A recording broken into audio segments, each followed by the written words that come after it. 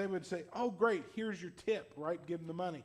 So the idea is that it's a reward given to those who bring a good money, and I bought you this medicine. You look at me like I was crazy. And you go, okay. And I went and I sold everything I had to get you this medicine. Now, once I gave you the understanding of why you needed the medicine, now that I give you the medicine, now it's good news of your sin. But God loved you so much, He made a way so you wouldn't have those people. There were people who had been in jail for years and got to walk out free. When they told them the news that you can go free, I guarantee you they said, that's good news. What we have in the name of the Father, the Son, and of the Holy Spirit, in the name of the Father, the Son, hell as I'm ever going to get. Let me tell you about Jesus.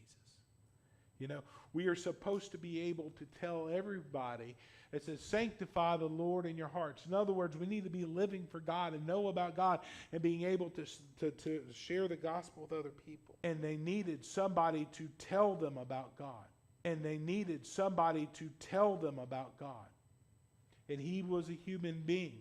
He's God, but He was also in a human body, which meant Jesus was here. He wasn't over there at the same time. Jesus could only talk to so many people at one time. He said, pray that the Lord of the harvest, which is the Father, would send out laborers. That means somebody who's going to go out into the vineyard or into the field and harvest. In other words, the second, first is He commands it. Second, because it glorifies God. Kind of to brag on and to honor.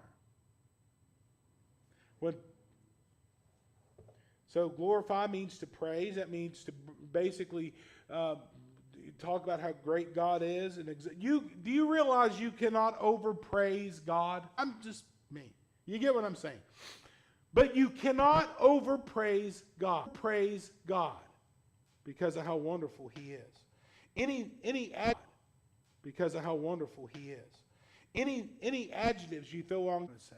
The words were insufficient. Anything we say to God is insufficient because He's so great. So we should brag on God. We should praise God.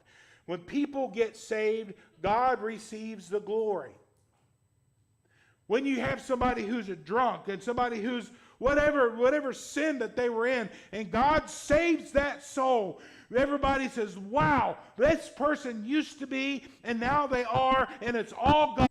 He would go out into his garage, barn he called it, and drink while we were there, and that would be about it. He wasn't a bad man, but then he got saved. And we'd come to visit, and he'd sit down and talk to you with a big old smile on his face, because God took that old heart out of him and put a new heart inside of him. And everybody who knew him before and knew him after said something happened to him. He's not the same that he used to be.